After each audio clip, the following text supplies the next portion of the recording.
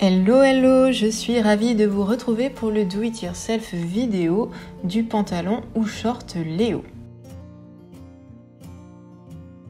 On commence par la confection des pinces qui se situent à l'arrière du vêtement. Pour cela, vous voyez, j'ai reporté les repères du patron et je vais plier mon patron au niveau des pinces endroit contre endroit et je vais épingler la ligne extérieure de la pince. Une fois que c'est fait, on passe sous la machine à coudre pour piquer la pince, donc du bord du pantalon à la pointe. Une fois que les pinces sont repassées, vous pouvez les coucher vers le côté du vêtement. Donc pas vers le milieu dos, mais vers le côté du vêtement. On passe ensuite au pli sur le devant. Vous voyez là aussi, j'ai pris les marques qui sont inscrites à la craie, donc les marques de mes différents plis. Et je positionne ici les plis de sorte que les marques du patron coïncident. Donc les deux lignes de votre patron doivent coïncider. Et vous épinglez sur cette ligne.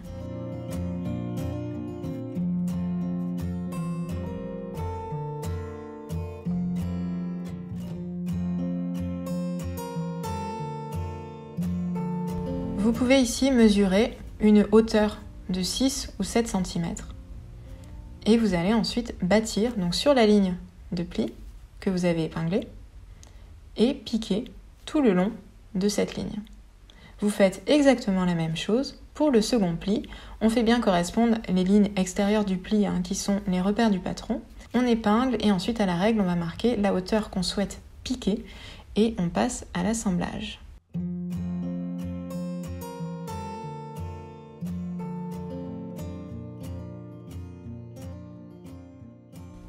Et on va piquer ici donc tout le long de nos deux lignes. On pique à la machine et une fois que c'est terminé, on va coucher nos deux plis vers le côté du pantalon. C'est plus flatteur pour la silhouette.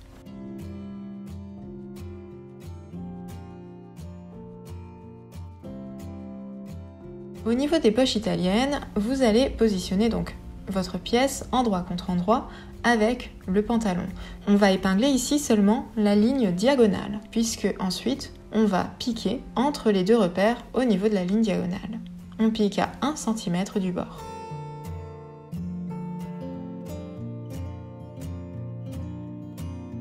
Une fois que c'est terminé, on va ici ouvrir les rentrées de couture, puis on va plaquer notre fond de poche vers l'envers du pantalon.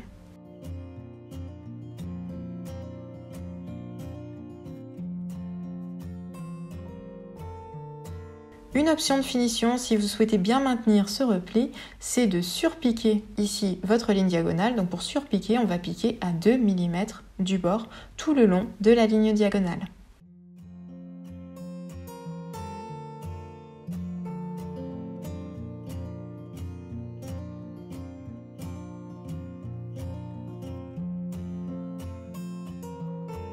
Et voici le résultat, c'est une couture finalement très peu visible sur l'endroit. On positionne ensuite l'endroit du fond de poche avec l'envers du pantalon. On va faire correspondre ici les trois épaisseurs que sont le pantalon devant, le fond de poche EA et le fond de poche EB. Et on épingle à deux niveaux, c'est-à-dire le haut du pantalon et la petite ligne qui se trouve sur le côté. Et on va bâtir en fait les deux lignes, donc la première ligne qui se trouve en haut du pantalon et la petite ligne sur 5 cm au niveau du côté du pantalon.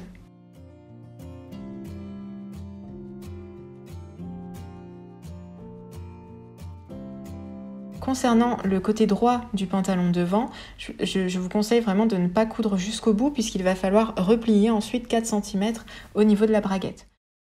Ensuite, vos fonds de poche en fait se positionnent naturellement l'un contre l'autre et vous allez pouvoir piquer tout le tour donc des deux côtés du fond de poche.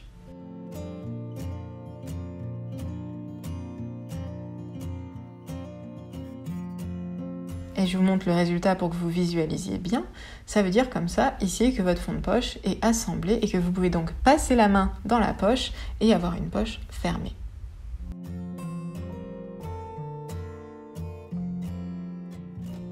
On passe maintenant à l'assemblage de la fourche devant. Là, je vous ai montré le côté gauche et le côté droit du pantalon. Sur le côté gauche du pantalon, quand on le porte, vous allez voir qu'on va devoir recouper la braguette. C'est quelque chose qui fait un peu peur, mais c'est normal.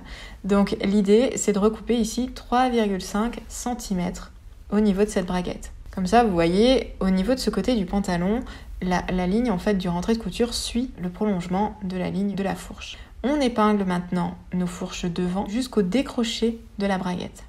Et on va piquer uniquement la petite fourche jusqu'au décroché de la braguette.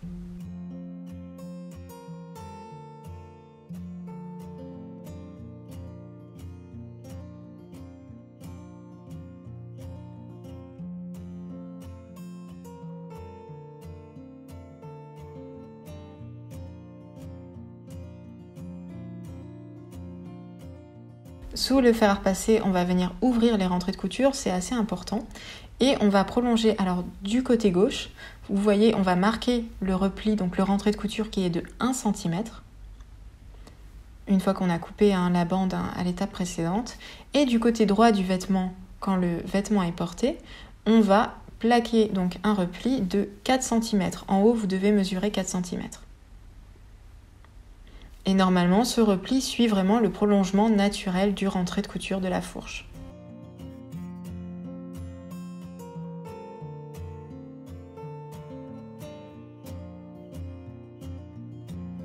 On passe au soupon. Pour cette version, je vous propose de positionner votre soupon envers contre envers et de le repasser pour bien marquer le pli. On va pouvoir ensuite surjeter les bords libres de notre soupon.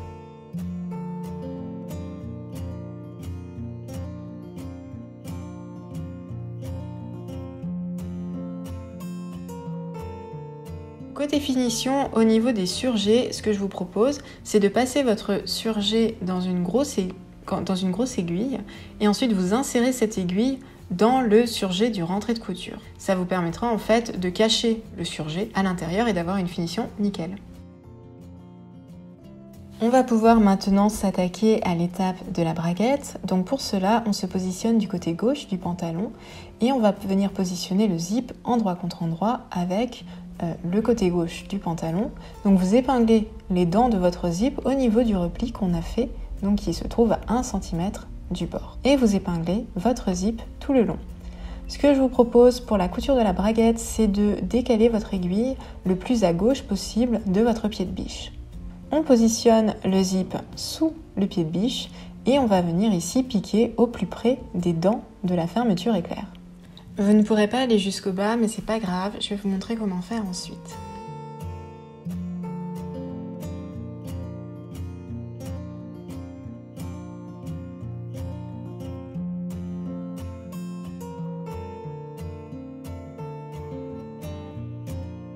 Pour coudre le bas, je vous conseille, une fois que vous avez cousu la majeure partie de votre zip, de remonter la tirette. Comme ça, vous allez pouvoir dégager le bas de votre zip et pouvoir piquer là aussi toujours au plus près des dents.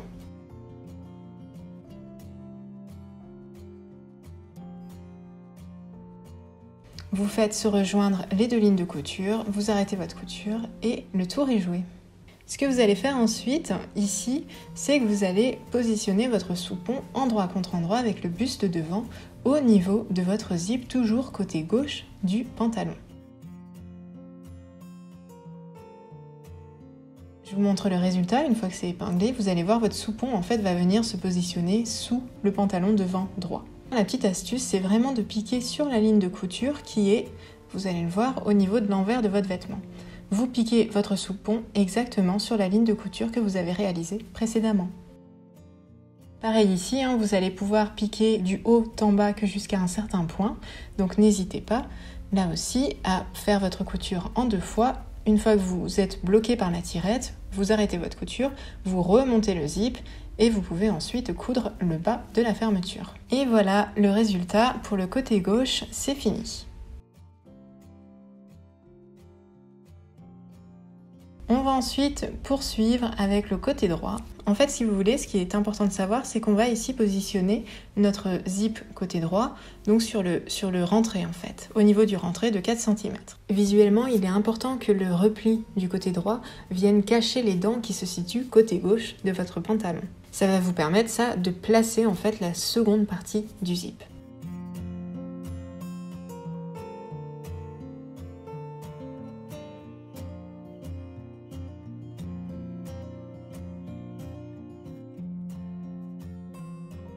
une fois que visuellement vous êtes satisfait du rendu de la fermeture, vous pouvez épingler votre zip au niveau du repli. Si vous regardez bien sur la vidéo, mon zip il est épinglé à environ 1 cm du bord plié. Ça va permettre que ce 1 cm en fait cache bien les dents de la fermeture éclair. Et donc j'épingle tout le long de mon repli à 1 cm du repli.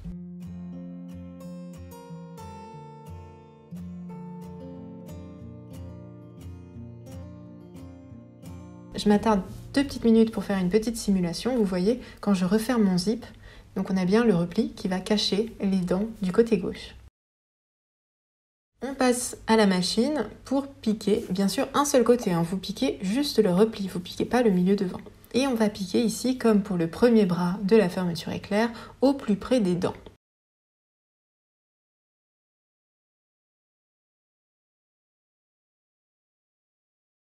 Ici aussi, vous allez être bloqué par la tirette. On fait pareil que pour le bras précédent. On remonte la tirette et on termine notre couture jusqu'au bas du zip.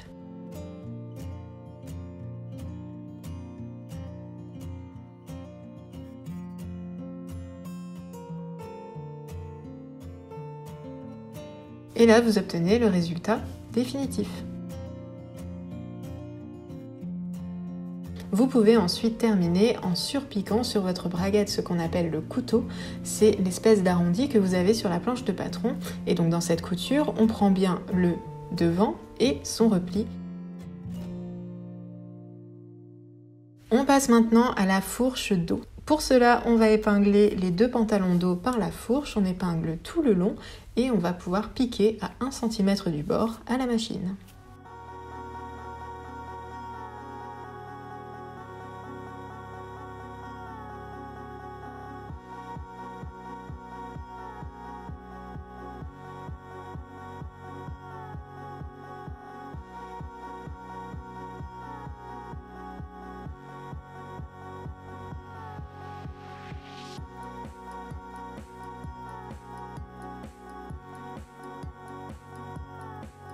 Une fois que c'est fait, vous allez pouvoir ouvrir les coutures grâce à votre fer à repasser. On passe ensuite à l'assemblage des jambes par les côtés. Vous allez positionner les jambes dos et les jambes devant endroit contre endroit et vous allez épingler tout le long du côté extérieur dans un premier temps. Donc dans cet assemblage, en fait, vous allez prendre les poches, c'est normal, vous allez voir puisque l'ouverture se situe vraiment sur le devant.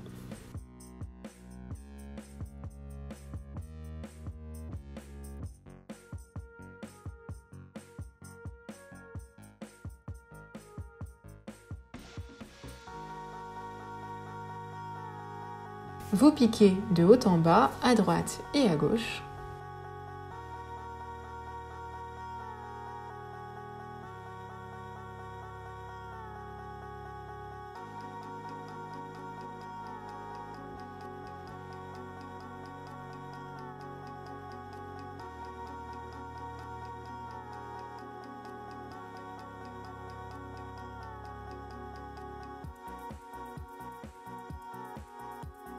Vous pouvez ensuite ouvrir les marges de couture au fer et on va terminer par l'assemblage de l'entrejambe et de l'intérieur des jambes. Donc on fait bien coïncider nos pantalons dos et devant endroit contre endroit par l'entrejambe.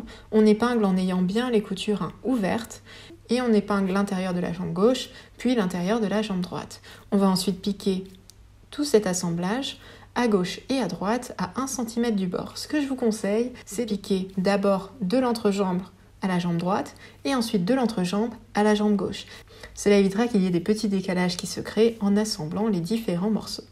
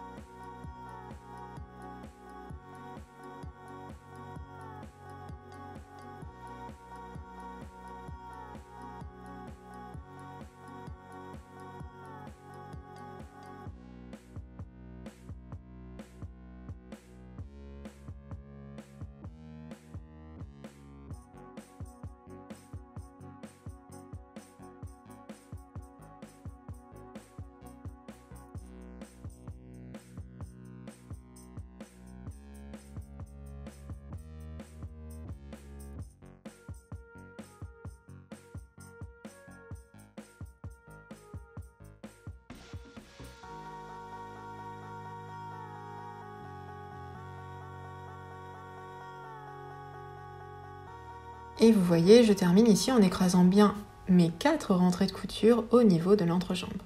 Et vous pouvez bien sûr terminer en ouvrant les coutures au niveau de l'intérieur des jambes.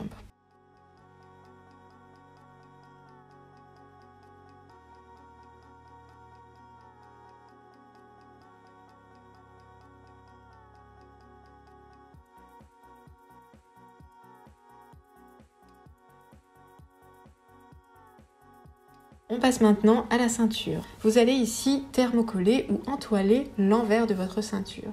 Pour thermocoller ou entoiler, on met son fer à pleine puissance et on va presser l'entoilage contre l'envers du vêtement pour les faire ne devenir qu'un seul morceau. Une fois que c'est fait, on positionne notre ceinture endroit contre endroit et on va épingler les petits côtés, donc à gauche et à droite.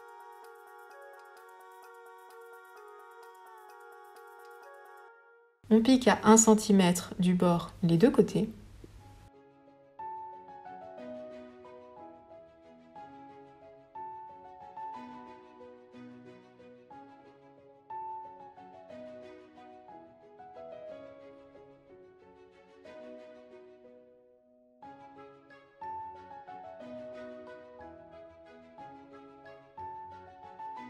On va ensuite cranter les angles pour pouvoir avoir un angle en fait bien net au niveau de l'endroit. Et on va ensuite retourner notre ceinture sur l'endroit qu'on va repasser.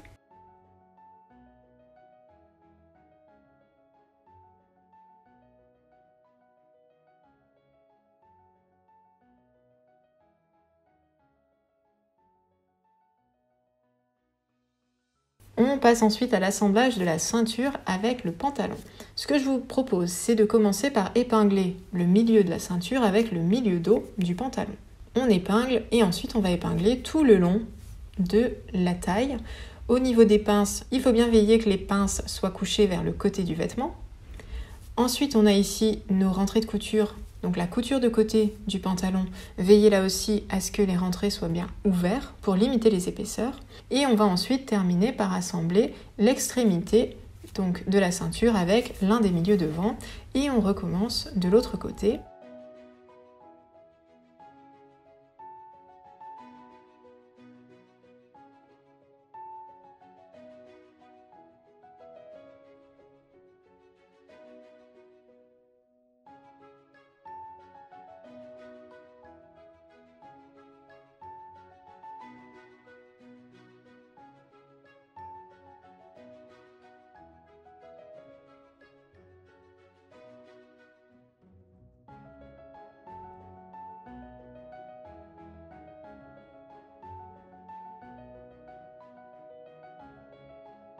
Petite astuce pour avoir une ceinture bien régulière. Vous voyez sur la vidéo, il y a un pli qui se crée, c'est quand on a repassé notre ceinture sur l'endroit.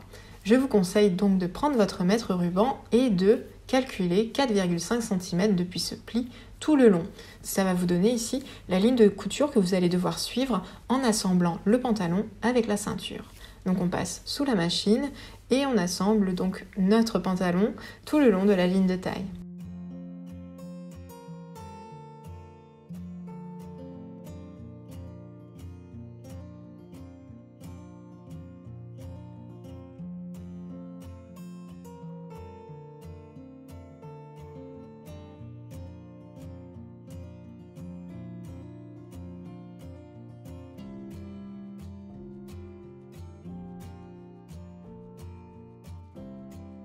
Dans un premier temps, vous pouvez coucher les rentrées de couture vers l'intérieur de la ceinture.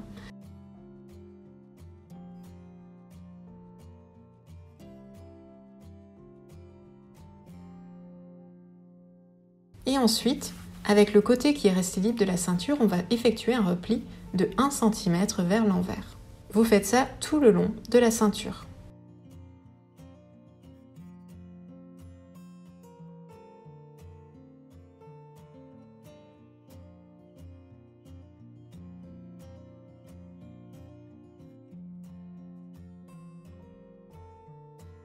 Et normalement, ce repli va venir se positionner naturellement au niveau du rentré de couture d'assemblage du pantalon et de la ceinture. C'est-à-dire que votre repli va cacher le rentré de couture. Vous voyez, je vous montre à plusieurs reprises que le repli de la ceinture vient bien cacher le rentré de couture.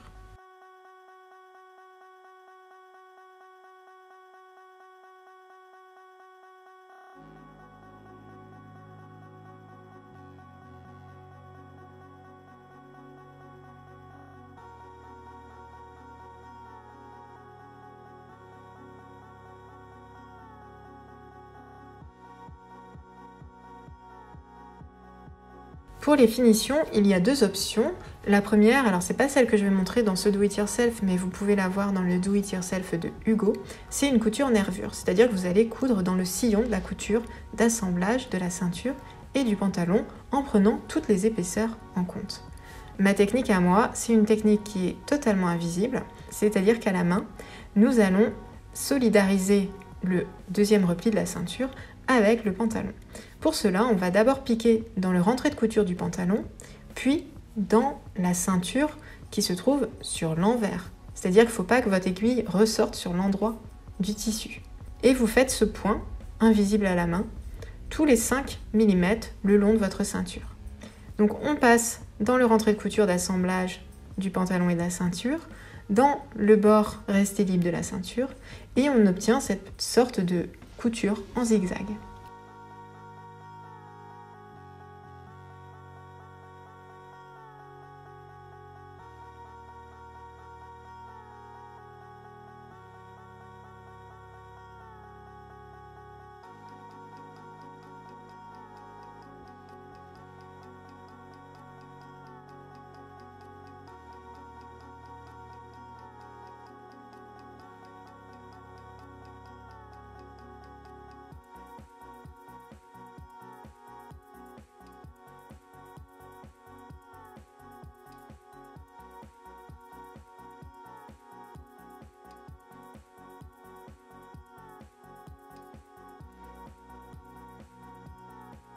On termine avec un ourlet invisible. Alors c'est l'ourlet que je vous propose sur le pantalon. Si vous souhaitez réaliser la version short avec ourlet revers, je vous conseille de voir la fin du Do It Yourself de la blouse Charlie. C'est exactement le même principe. Pour l'ourlet invisible, j'effectue, comme pour un ourlet classique, un repli de 3 cm et ensuite à l'intérieur de ce repli, un second repli. Donc comme ça, votre ourlet fait 1,5 cm de hauteur. Vous marquez bien cela au fer.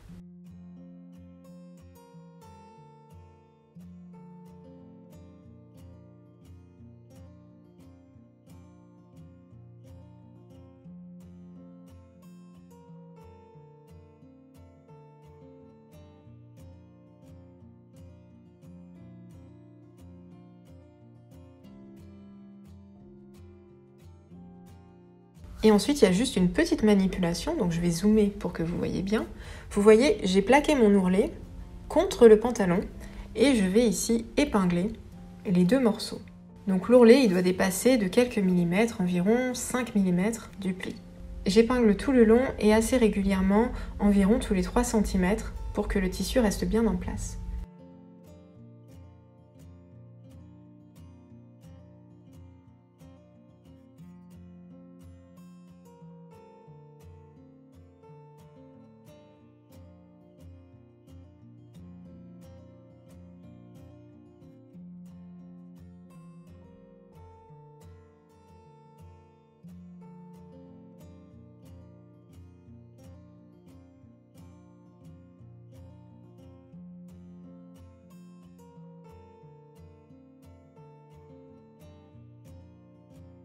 Vous allez ensuite paramétrer votre machine avec le point d'ourlet invisible. C'est un point qui fait en fait un zigzag. Et l'idée, c'est que votre aiguille se plante une fois dans le rentré à droite et ensuite dans le rentré à gauche. Vous pouvez terminer votre ourlet en le repassant.